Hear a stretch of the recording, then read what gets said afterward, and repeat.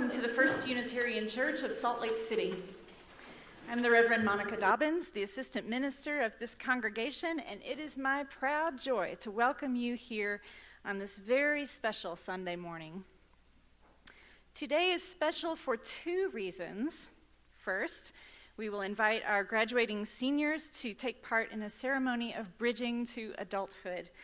They will cross over from this side to that to join our young adults, symbolizing that although they have finished their childhood religious education in our congregation, your faith journey is just beginning, and you will have loving hands to guide you every step of the way. And second, today we celebrate an old Unitarian custom from Europe called the flower communion. It was first celebrated by Unitarian minister Norbert Čapek on June 4th, 1923. Reverend Dr. Čapek was the founding minister of the Unitarian Church in Prague, and as he struggled to hold the highest values of our faith with his congregation during a time of extreme duress, he created this beautiful ceremony of fellowship and unity. It was brought to the United States by his wife, the Unitarian minister Reverend Maya Čapek, and today, congregations all over the world join in celebrating the flower communion in the spring. As each of you entered our worship space today, you placed a single flower in a collective vase here. At the end of our service, you will be given a different flower to take home with you. When the Čapeks celebrated flower communion, they would bless the flowers with this prayer.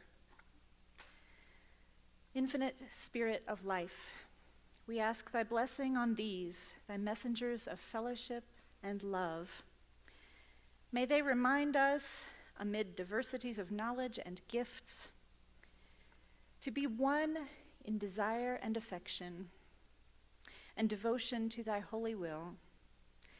May they also remind us of the value of comradeship, of doing and sharing alike. May we cherish friendship as one of thy most precious gifts. May we not let awareness of another's talents discourage us or sully our relationship, but may we realize that whatever we can do, great or small, the efforts of all of us are needed to do thy work in this world. With this prayer, we light our chalice today.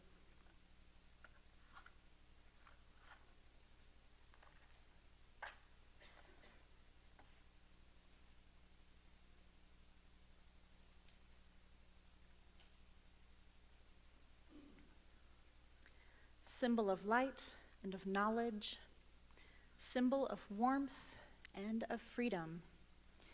We light this chalice as a symbol of our faith. Here, we gather to celebrate hope and the infinite possibilities of love.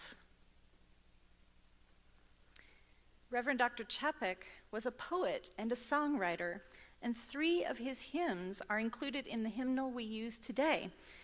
Let us now rise in body or in spirit and join together in singing one of them. Number 8, Mother Spirit, Father Spirit.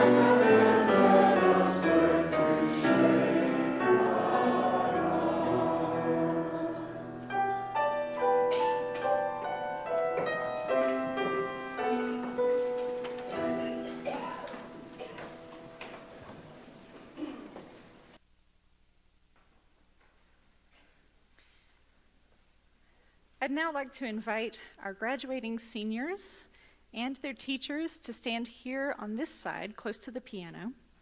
And I invite the young adults of our congregation to stand over on this side.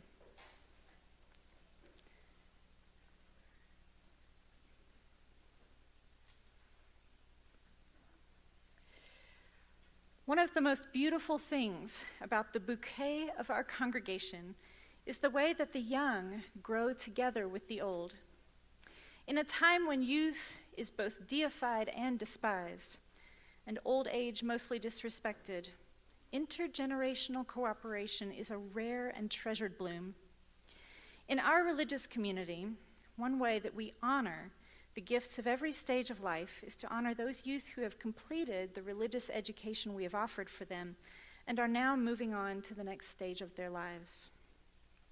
Today, 4 high school youth are making this transition. I won't say leaving us, though they are all headed off to college.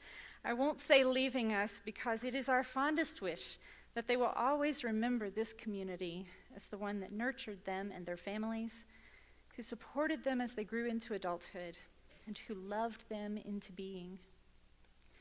Each one of us who have been adults for a while can likely remember a few special adults who guided them through the narrow channels of adulthood, steering us away from the rocky shoals towards smoother waters and teaching us how to ride the waves. If you have been that adult for these youth, I thank you. To you who are bridging to adulthood, I am proud to have known you at least for a little while. We all are. We are so proud of your accomplishments and so excited to see what you are going to do next. Our fondest wish for you is that you will find happiness and love in your lives. And our second fondest wish is that you will claim Unitarian Universalism as your own, that you will make this denomination what you want it to be, that you will find ways to serve it and carry its banner on for future generations. Now I'd like to call each one of you by name. And our high school teacher, Rob Richardson, will give you a gift on behalf of the ministry and the religious education staff. I understand your other teacher, Derek Gersdorf, has a gift for you. And Dot Verbrugge, are you with us as well? Yes, there you are. You're right below me. Is going to help in the gift distribution as well.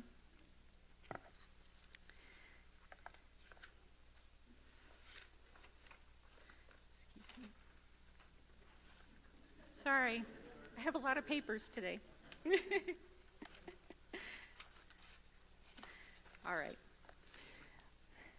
Well, let's just do it by memory then. First, Katie.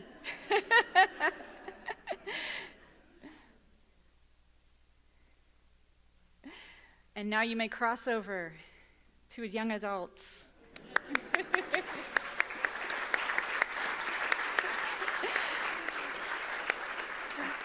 Katie Nolan. Second, Victoria Gersdorf.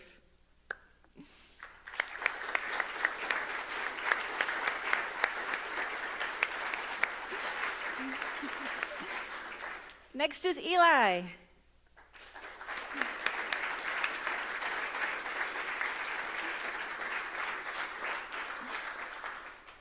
This is the part where I really need my paper. Who else is here? Liam, that's right. Liam is not here with us today, but we have gifts for him as well. Let's congratulate Liam in absentia.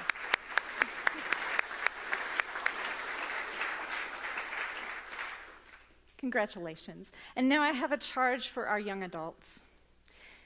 This year, as you will hear during our congregational meeting, our congregation gained 42 new members. Quite a few of these new members were young adults, people between the ages of 18 and 35. Sometimes when we refer to the young adults, we may forget that this age range is quite large and includes people in several unique stages of life: college students and young professionals, single people, and young families. Let those of us who can no longer claim to be young adults move fully into our role as keepers of the vision, stewards of our history, our religious heritage, and our culture. May we use what we have learned to support these younger adults in whatever stage they find themselves. And to you who are now young adults, we charge you with holding this faith. You must not abandon it or give up when it inevitably disappoints you.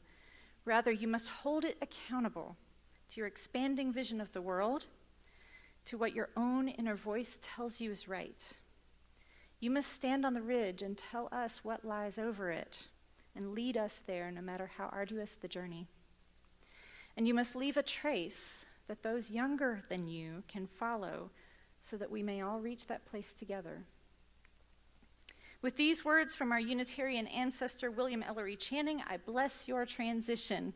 Each of us is meant to have a character all our own, to be what no other can exactly be, and to do what no other can exactly do.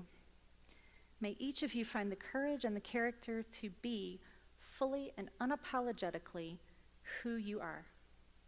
And may each of you know that the doors of this congregation will always be open to you. Thank you. You may be seated.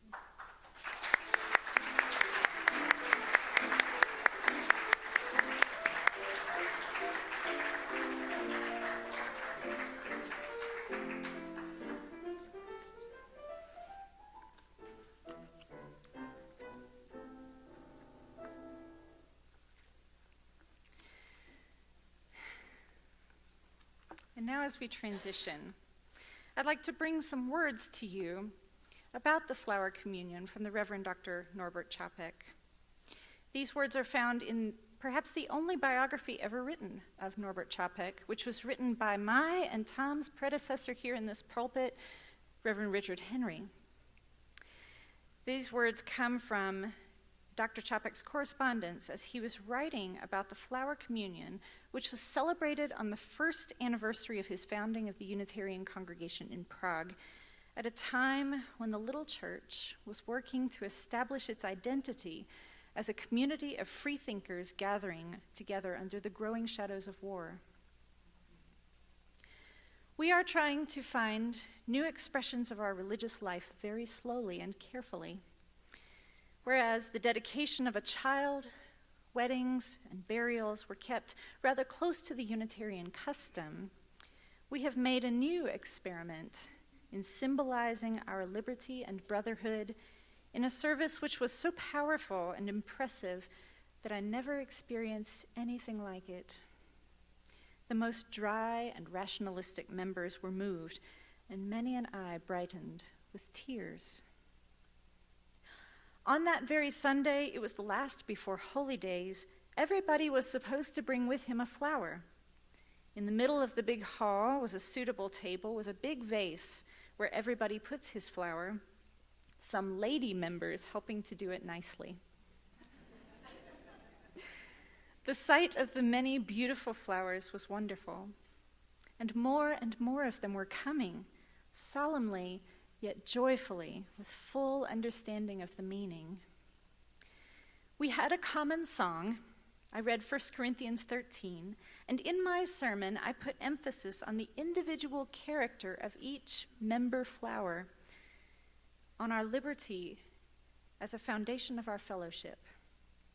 Then I emphasized our common cause, our belonging together as one spiritual community.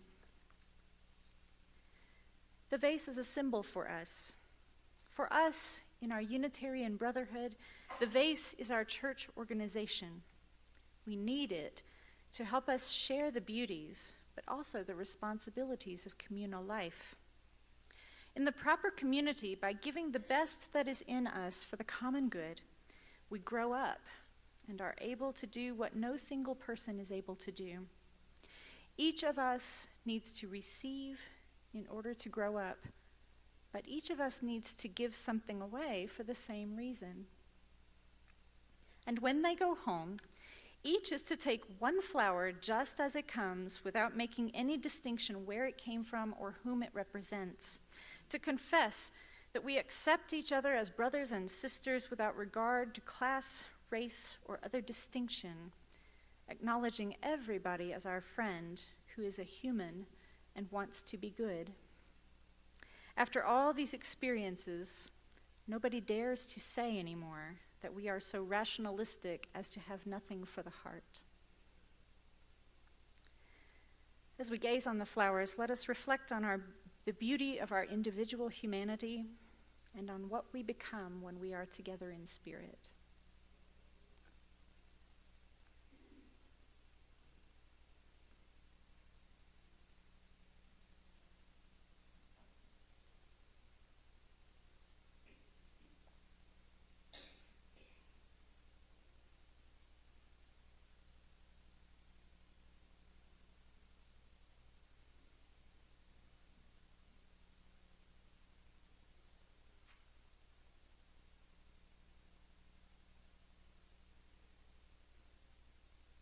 Blessed be.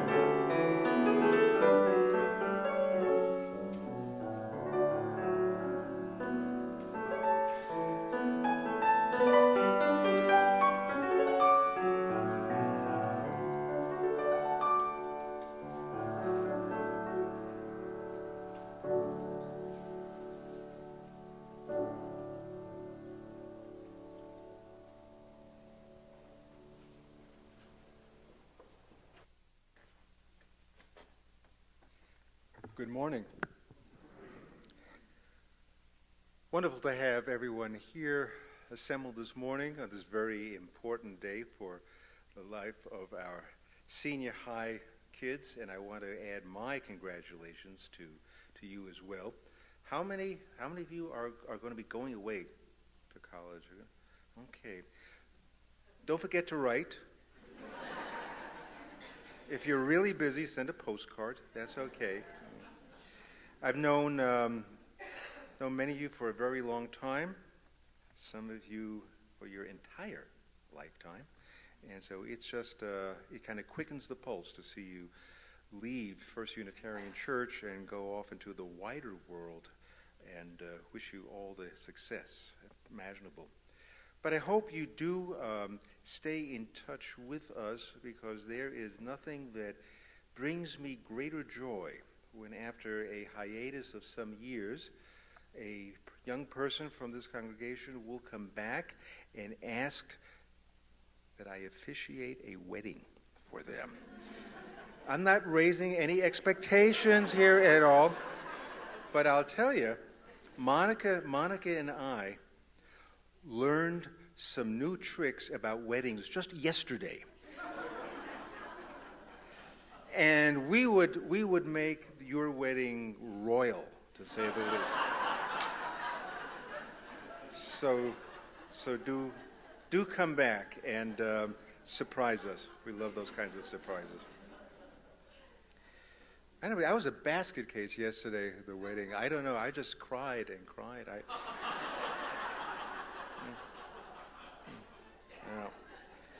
Maybe it was Prince Charles.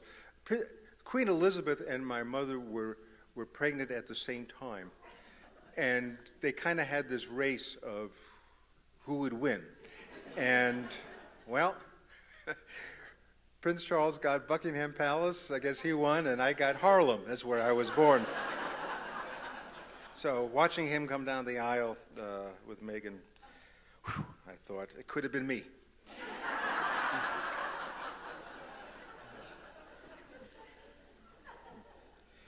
We have a number of announcements this morning. Of course, this is the one Sunday of the year where we carry on some very important business of the church, namely the business of the church, and that is at our congregational meeting. And so there will be this annual congregational meeting following our worship service and a chance to grab some sandwiches to help support our youngsters who are trying to raise money to go to Boston. So we will probably reconvene here somewhere around, maybe 12:15, 12:20, and conduct the important business of this church.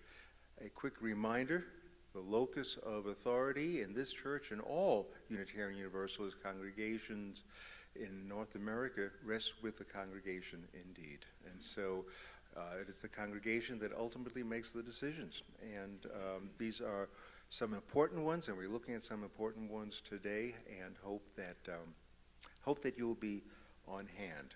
That would be great. Also want to announce that there should be a flyer or some kind of inclusion in your program about the Great Summer Forum series here. We've had Tim and Kathy Chambers work hard, beat down the educational bushes, the cultural bushes, theatrical bushes, political bushes to come up with the best possible speakers for this summer, and a menu of who will be speaking when with a little synopsis about their subject matter is available. We are a full-service church. We are open every Sunday of the year, including the summertime. On a note of sadness, I want to announce two memorial services.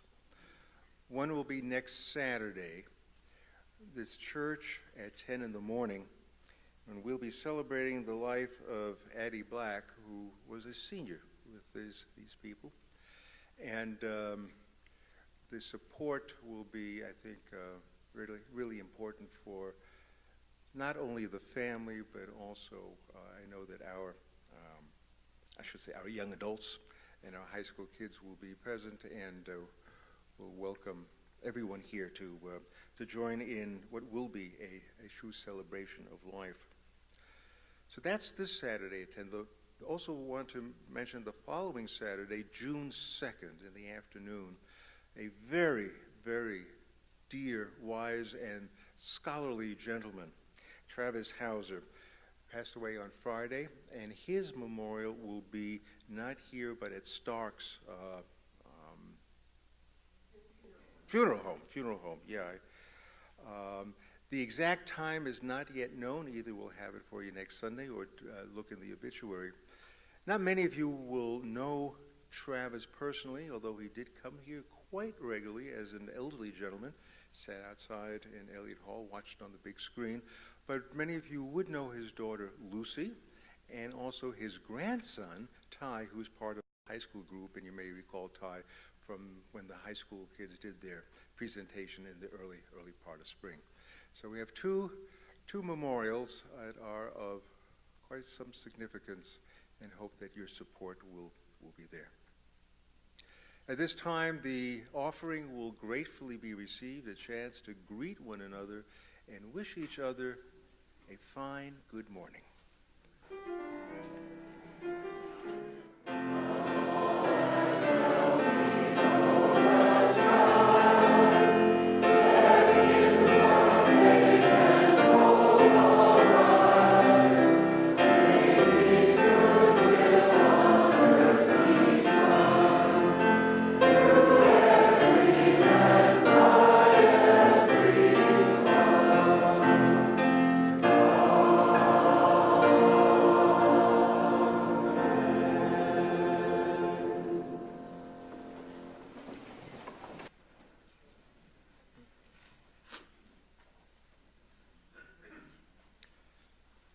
It was just a couple of months into World War I when Virginia Woolf wrote, "The future is dark, which is on the whole, I think, the best thing the future can be."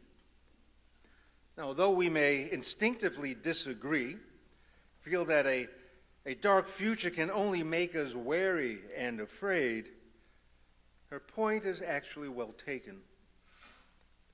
A dark future for Virginia Woolf implies something inscrutable, not necessarily terrible. We often mistake one for the other. Now, just because we can't see the future, interpret the future because it's basically unknowable, doesn't mean that it looms as a source of great dread. Although many of us today stare into the future with a lot of angst, we need to remind ourselves not to confuse inscrutable with doom. Now, the natural world may well be ravaged, the rich thriving with no conscience about its impact on the poor. The misery of the poor is palpable, prisons overflowing, and nobody seems to hear the cry of injustice.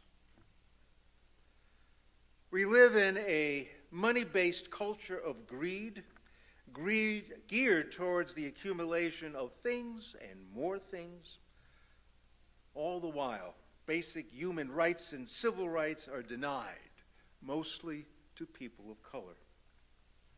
Our nation's current leadership seems to be gaining in strength and popularity while making the world increasingly unsafe. The future is dark. But we need to remind ourselves that the future always lies beyond our ability to actually see it, understand it, because it is, after all, inscrutable. And this is a good thing, because otherwise idealism would simply drain from our lives, and we would be swallowed whole by the darkness we are incapable of discerning. But in all honesty, it takes a lot of courage to hold on to those ideals in dark times. When cynicism seeps into our way of thinking, it seems to be whispering to us, hey, give it up, man. You know, what's the point? It's all so grim going downhill. But this actually brings us closer to understanding the essence of religious community. You know, it seems that we hang around here on 13th East for the sake of providing a Sunday school. We run some interesting programs, offer social opportunities, celebrate weddings, memorialize our dead. But the heart and soul of our church community is nurturing idealism in a dark world. That's really what we're about. Now, we may presently find ourselves trying to navigate some meaning in this culture of the self, where greed is good and worship of the individual is unending.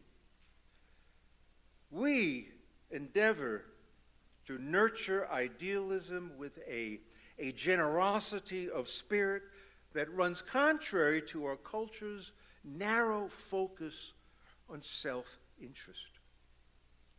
We here advance compassion as an ideal, most recently demonstrated in our church community by offering sanctuary to an unknown family merely because we regard them as our neighbor. We are inspired to offer hospitality in selfless ways, as did the religious prophets of ancient times who never lost sight of their idealism while staring into an inscrutable darkness. Now, today, especially, where life proceeds with an alarming disregard for others, and our leadership makes every effort to dehumanize immigrants, poor, disabled, we need to hold on to our principles with greater tenacity than perhaps ever before. As a church community, we have a huge responsibility of teaching our youth that principles matter, regardless of the tenor of society. In our bridging ceremony, we celebrated our high school graduates moving to young adulthood. And we wonder, I know our RE director, our RE teachers, Monica and I, we wonder quietly within ourselves of whether or not we provided for them a strong enough foundation to move forward as a moral and independent thinker in a world made dark with indifference to those in need. Have we helped our young people? Have we influenced their capacity to hang on to ideals in the troubled world that they now are prepared, hopefully, to enter? I am confident that we have succeeded because the whole RE team, and hopefully the leadership here, has been really singularly committed to helping our youth understand ideals and the need to hang on to those ideals when it gets really tough in the world. Now today, we also celebrate a flower communion which emphasizes unity and collectivity over a culture focused on the self. Now, rather than view the world from a private perspective, looking out for one's own advantage, pursuing one's own success, kind of an aggressive individualism, we want to challenge the assumption so prevalent today that self-priorities are the only priorities, because that's no way to walk through life. Idealism, on the other hand, commits itself fundamentally to a belief that proclaims that every man, woman, and child is of value. No one is intrinsically better than anyone else. If we pursue life exclusively from a selfish motivation, we end up being more and more separate from other human beings, which is precisely what we are feeling. We owe each other, and I'll talk a little bit more about this. It sounds so glib at first, but it has deep meaning. We owe each other loving kindness, not the insufferable drive to get to the next rung of wealth or the next tier of society. In a flower communion, each flower represents us as an individual who contributes to the greater well-being of community, while also receiving blessings from the larger community, because we have been enriched by the wholeness of care and belonging and nurturing and all those wonderful, almost mystical things that transpire in a collective, in a community, in a church community. Maintaining idealism, especially in dark times, was modeled beautifully by Norbert Chapik, who originated the first flower communion. Chapik was intent on becoming a priest, but he left the Catholic Church of his upbringing when he was 18 years old. He witnessed the hypocrisy of preaching loving kindness and the failure to act upon that directive. The next step in his journey led him to become a Baptist evangelist in Moravia. Boy, that looks good on anyone's resume, I think. But what's even better is that in his short tenure as a Baptist minister, he faced 2 heresy trials. Although the makings of idealism belong in a church community, implementing this very basic concept of living one's ideals was sorely tested by higher levels of church authorities in the Baptist tradition. Churches purportedly in the business of fostering loving kindness fell inadequate to the task. Chapik's search for the right community continued. So Norbert Chapek and his family came to the United States in 1921, where he discovered Unitarianism in Orange, New Jersey. He found his religious community at last. And he returned later that year to Prague, where he established a Unitarian church, which eventually grew to be the largest Unitarian church in the world, with 3,200 members. What made that church grow? What made that church so powerful? It was all about idealism. Clarifying. What Chapek wanted to do was clarify idealism in the Unitarian context, as he emphasized that Unitarianism, within this religious framework, demonstrated the ideal of adopting new attitudes towards life. I wish we would just hold on to that one sentiment in particular, because we need to hear that again today, to adopt new attitudes towards life. And the church community is so vital. You know, these new attitudes nurture idealism rather than cynicism. And Chapek surely got the hang of Unitarianism when he said, we don't really need a theological system.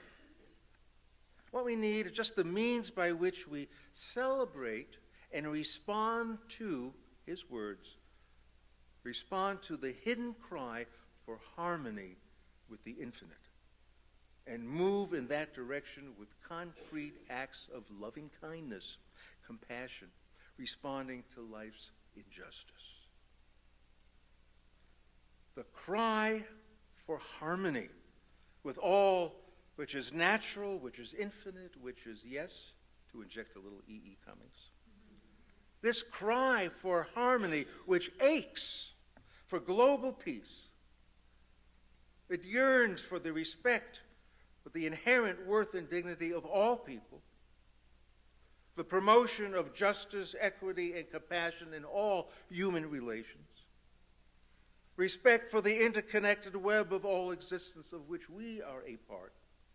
These are our ideals writ large in our religious community. And yet, this cry for harmony, which defines our ideals, has yielded to a precarious sense of whether or not we can really hold on to these ideals in these very scary times. In fact, we find ourselves in a most chilling moment in history that deliberately seeks to extinguish the human cry for harmony. And so I think we find ourselves in a place where our spirit is running on very, very low in these dark times today. But let me tell you, no time may have been darker than in 1941, when the Gestapo appeared in Chapek's house and arrested him and his daughter on trumped-up charges. Chapek's wife was raising funds in the U.S. at the time, trying to get money for relief efforts in the Czech Republic, so she was not affected. Chapek's daughter was sent to a forced labor camp, and Chapek himself to Dachau, where he was tortured and gassed, dying in 1942. So your ideals do not necessarily work in your own best interests. Chapek, you need to understand, was invited to immigrate to the United States several times. He could easily have escaped the horrors that so many in his congregation faced. But what would extending love and kindness mean when he was some 4,000 or 5,000 miles away, safe and secure? Wouldn't the ideals that flourish only in a collectivity evaporate when the self becomes the only priority? You just can't turn your back on others and walk away. Chapek stayed in Prague because that was That was his ministry. He remained there in the teeth of vicious fascism. He stayed there to nurture a community, to extend loving kindness, which was in desperate short supply. And he stayed to keep the spirit of humanity alive. Heeding the cry for harmony could not be sustained apart from community. Idealism involves placing others before oneself. And so we can only conclude that idealism is not for the faint of heart, not if it becomes your spiritual practice. In the inscrutable darkness, much of humanity forsakes their ideals. They confuse inscrutable with sheer dread and walk away. Idealism always challenges us. You know, idealism is not about painting pretty pictures of the world as we hope it may come about someday.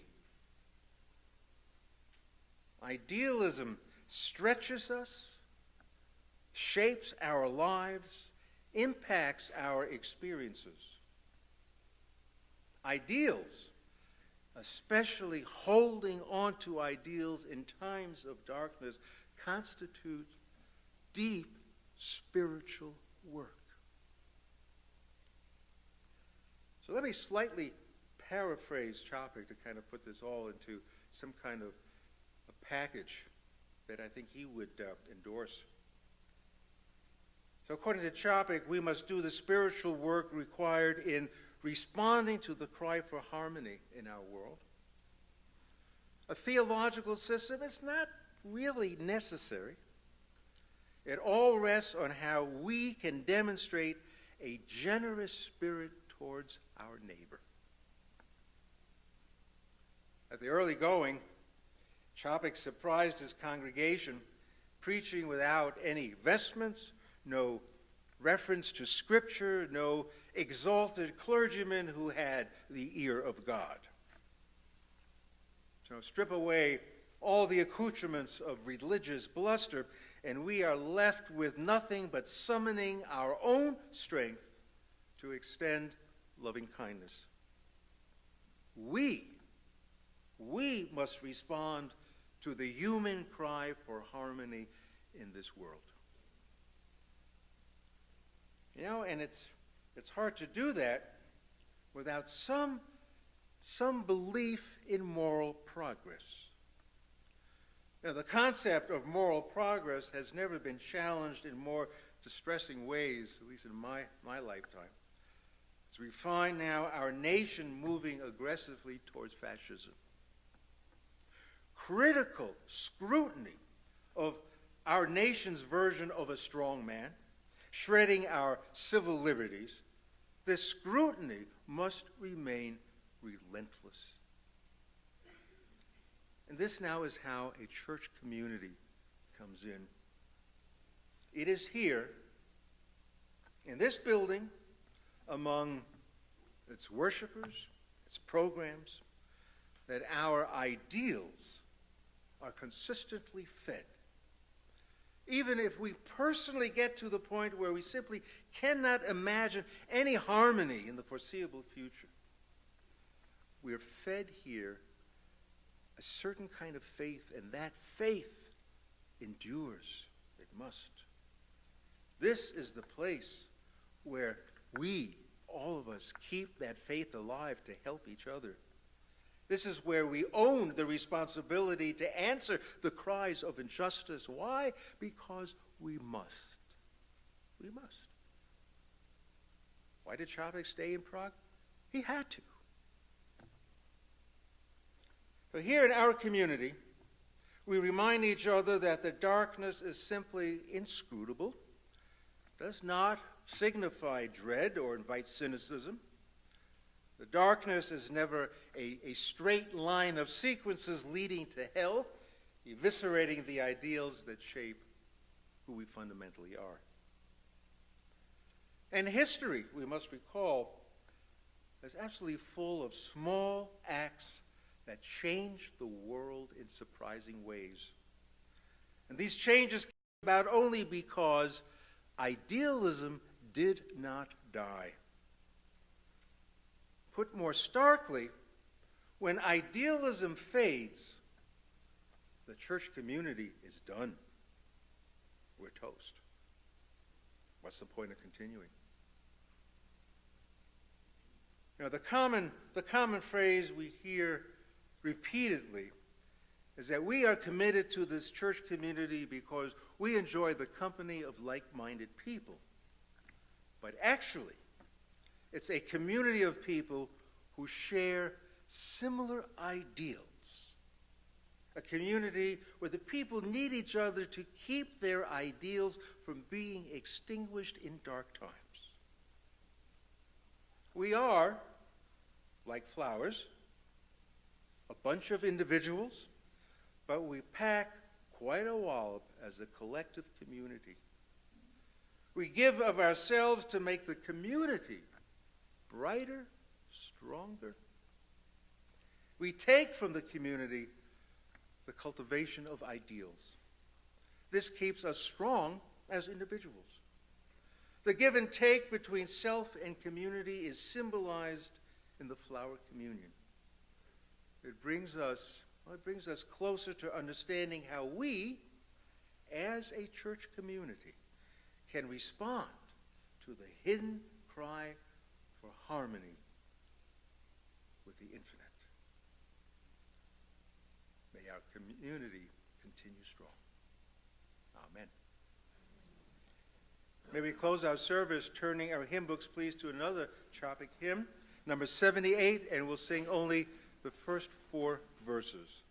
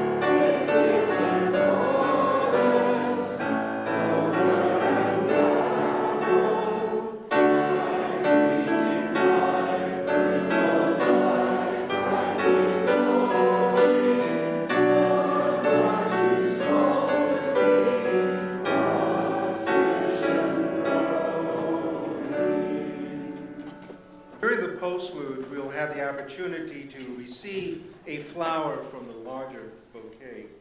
This demonstrates, of course, the powerful exchange of giving and receiving between an individual and the larger community. Now, Norbert Chopik had some recommendations as to the role that the church community plays. What's important to keep it thriving. 1, place truth above tradition. spirit above Scripture, freedom above authority, progress above reaction. And his hopes for religious education, that what we teach our children must include faith and confidence, the ability to hope, reverence for life, selfless love. May we gain a renewed appreciation for our church community. How could we hold on to our ideals otherwise? Amen.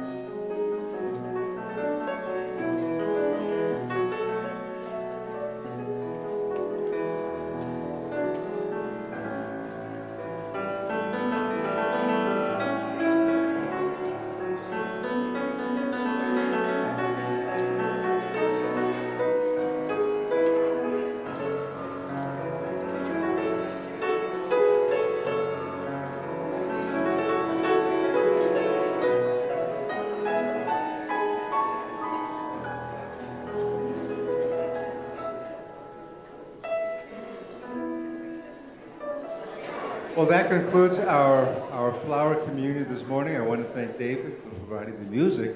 And of course, I want to thank Monica Dobbins so much for reviving this beautiful tradition from your own congregation today. Thank you, Monica.